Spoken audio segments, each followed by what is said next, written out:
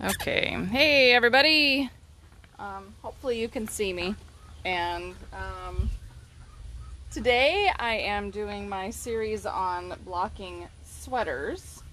And I have all of my sweater pieces in a bowl over here. And then I have a couple of finished little raggy blankets, but I at least have my finished sweater pieces in a bowl.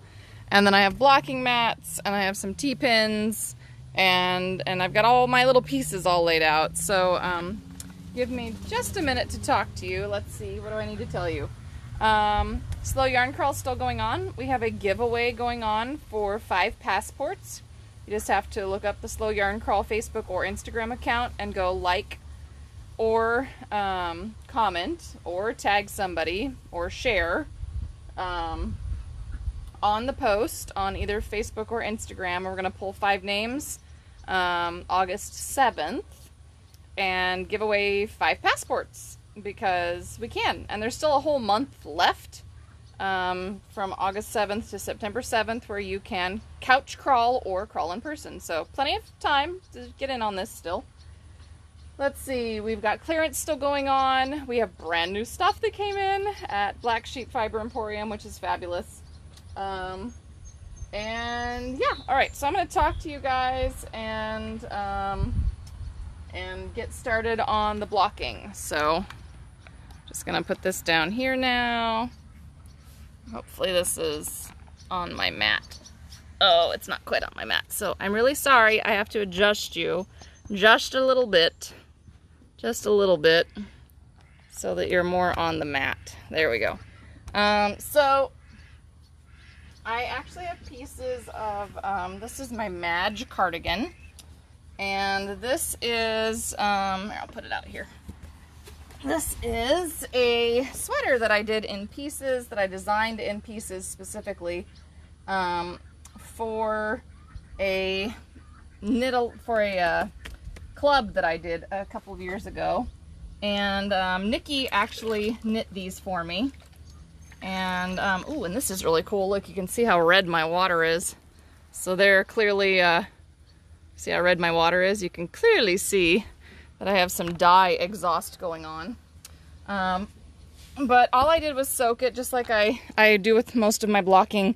Warm water, not too hot. And I actually use soak in here. A lot of times I use Eucalyptus, but I used soak. And this is our bamboo blend yarn.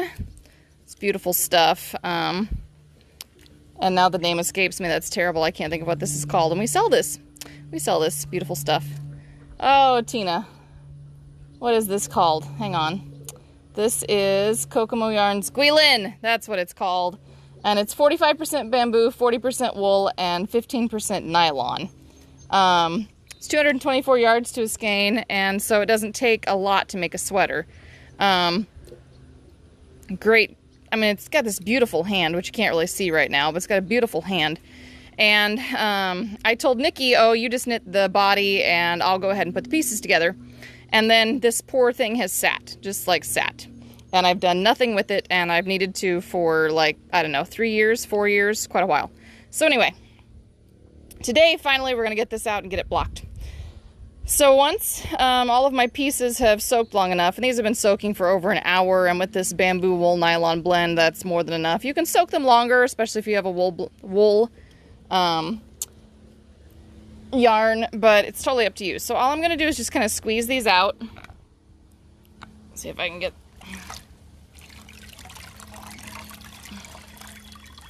Squeeze these out. Just like this. And because I have all that bamboo and nylon in here, I'm gonna like give this a pretty good squishy squish because I'm not worried about it felting at all. All right. And now I'll set my pan aside, and look how red my water is. Hopefully you can see that super red water. Okay, and I'm gonna take my towel. Here's my towel.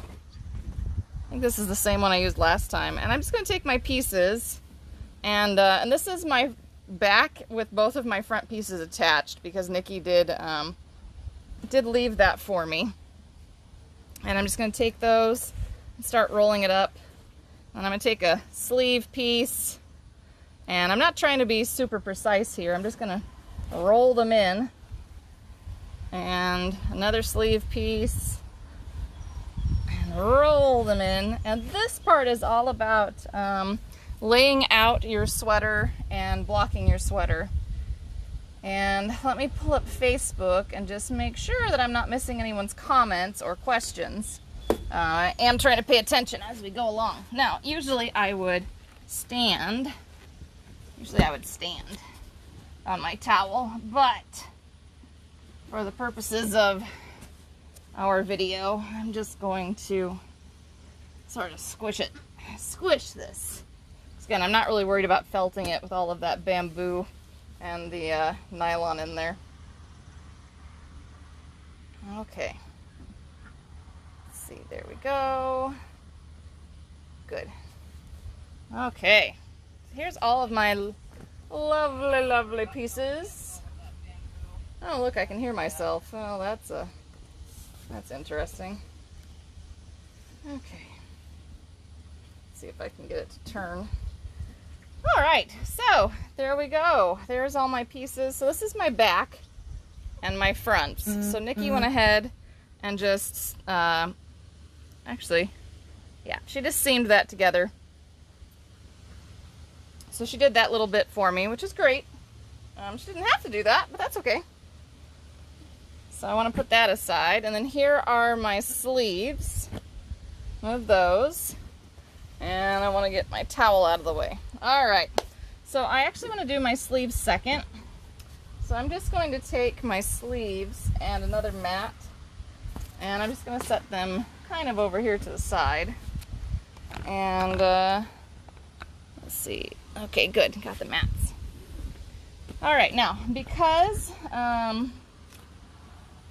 I have my back and both of my fronts here on this sweater, what I want to do is I'm actually going to stretch my back out, and I want to put the ribbing kind of way down there at the end of my mat.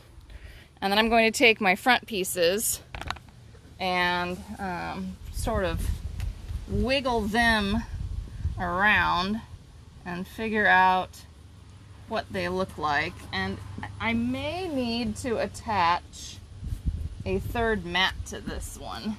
That's where the little ones can come in handy, because you can definitely customize the size a lot better. We carry the nice little blocking mats from Bryson. And you definitely have an advantage there. I have to use very large pieces, which, you know, they're fine, but it means that I have to attach extra pieces, and I have a lot of sort of wasted space that I'm going to have. Oh, I've got a spider too. That's wonderful. There's my spider, and there's my front pieces. So here's my front pieces. And all I'm doing at the moment is I'm just sort of stretching my pieces out, and I just want to sort of adjust them a little bit. Shoo, spider. You're outside. It's a great place to be. Shoo. Yep, go on. Shoo. Okay. So now that I have this laid out a little bit, I'm just going to do this. Here I have it laid out a little bit. So there's my back. These are my fronts.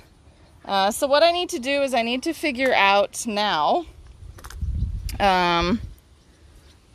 how wide and how long my pieces need to be. So I'm actually going to go back to my PDF, which I have. And I did make a schematic for this one. And I want to say that I had Nikki make the smallest size.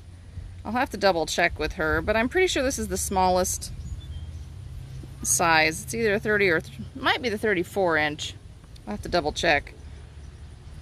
So that means if it's my 34 inch that Oh, well, if it's my 34 inch, then what I really want to do is my fronts need to be about 9 inches across, and my back needs to be about 18 inches across. So I'm just gonna go ahead and measure this a little bit. I'm gonna check everything from my armhole down. If that's correct, then it should measure about 15 inches from my armhole down. And just double check this, but I think I'm correct. I think I had her do a 34 inch. So this is the, the part where it's lots of measuring and lots of kind of checking things out. So let's see. Oh, good. That's nice. Yeah, we're down to 18 inches there, but that's because of the bamboo. Because the bamboo likes to grow, which is fine. And it's about a 19.5 inch back. I might have had her make one size up. I'll have to confirm with her. So this now is the point at which we start pinning. So the important points to pin on our sweater back are this arm side hole where we've started the shaping for the arm. And then we also want to go ahead and pin the ribbed bottom of this. And I'm trying to make sure that you can see what I'm doing. And I need some more pins. There's more pins. I'm just using T-pins.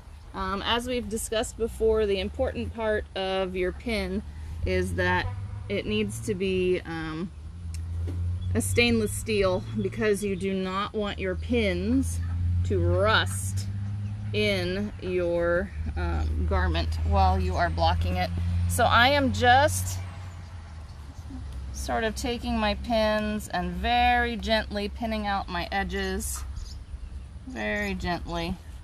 And I actually want my ribbing to pull in a little bit, so I am going to go ahead and let this sort of just gently come in and pin these just a little bit closer. So you can see I'm trying to keep this a little more even, and then I'm going to put one more pin in over here. And I don't want it to roll too much, so I'm going to move this out just a little bit. Move this out, move this out.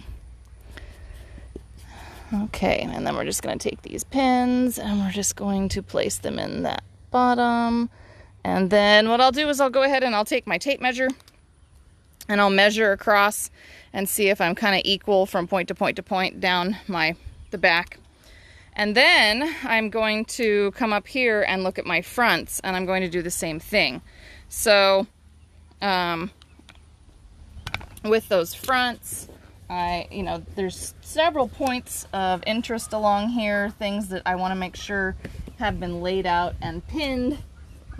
So one of those is this neckline edge, and then again with that arm side. So you start with just gently uncurling the edges, because this is just a nice plain stockinette sweater with a little bit of fun with the color. We did red and gray. I think that they are, one of these is well heeled. I think the other one is maybe thick as pea soup. And I'm just going to sort of fake pinning these out. I'm just going to take a stab at it, take a guess, and sort of give it just a little adjustment. Once I know for sure where I want everything, then I will go back in and I will pin all of these edges. And I'm just kind of doing it real fast to show you guys. But what I'll do is I'll go ahead and I'm going to pin out each of these pieces. And usually I would block these separate, but Nikki went ahead and already seamed them together. So I'm going to go ahead and block them as like one big entity. And I'll stretch these out. and I'll stretch out that bottom. And then again, I'm going to take that tape measure and I want to measure, you know, the width here and here. I'll probably drop a couple more pins in along this arm side, on both sides, the armhole. I'm going to measure across each piece as I go and make sure that my pieces are even and that as they dry that they match, because that's really important. So yeah, that's what I'll keep doing, but I won't bore you with all of that. I'll pin this out after I'm done with you guys. So let me just slide this down the way and let's look at the sleeves. So sleeves, kind of the same idea here with the sleeves. I need to lay my sleeves out. I need to find my sleeve cuff. I'm less worried about the cuff on these, and I only brought up 4 pieces of mat. So if I was doing this properly, I would need more mat. Because I do not have enough mat for these to block properly. But again, what I want to do is I'm going to set those bound off top edges at the top of my mat here, and I want to find the armhole, the arm shaping on each one. Just laying this out. Probably can't even see it there. Hopefully you can see it now. There. And I'm just checking it along both of those, because what I want to do is I want to make sure that my sleeves are going to match. And so the most important place that my sleeves need to match is going to be up here in that arm shaping. And so I'm going to take my measuring tape and I will take my pins and I will start. Lots of pins. Start up in the top, up in here, and the arm's eye, or the armhole, however you want to think about it, like this. And then I'm just going to pin this one so that it's equal with that one, just straight up, and then pin the top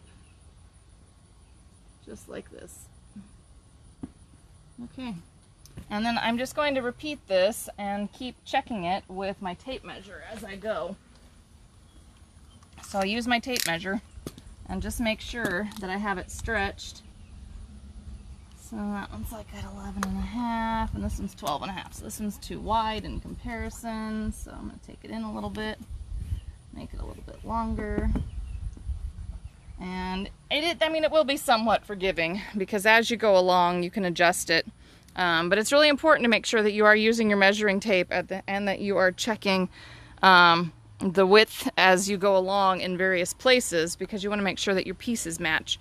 And it's warm enough today that I think that this is going to block really fast. So I'm going to finish up here, and then I'm going to go ahead and get this all pinned out. I don't really think you guys want to watch me while I'm pinning this out. That would just be...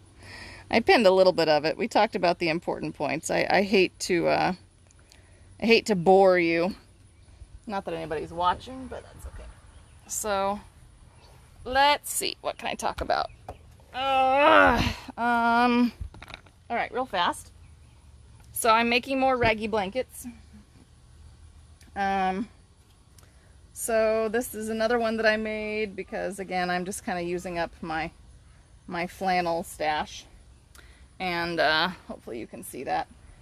So there's another one that I've made, and then here's that one that I made the other day, all like ragged out, so you can see all the little edges. And these are just really simple, really simple quilts made with flannel and quilting cotton, and then you go ahead and you like fluff the edges.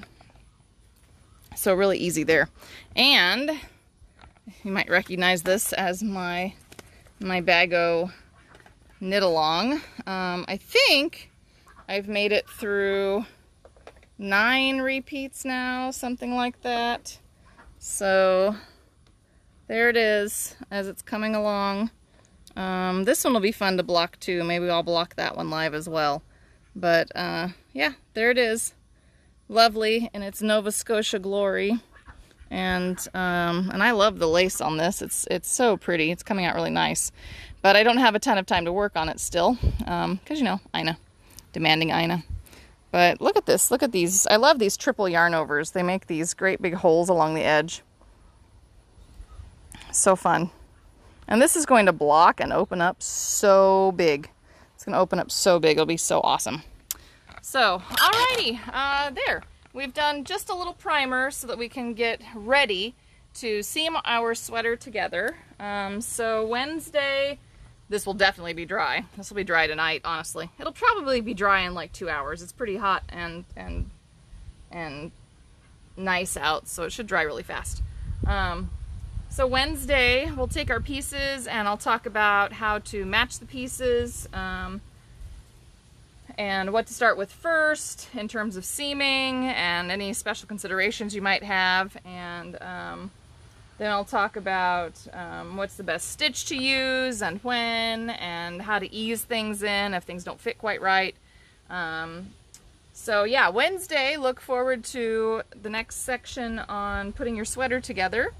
And then we'll talk about more next week, probably in terms of like picking up your stitches to do your edgings and buttonholes and things of that nature.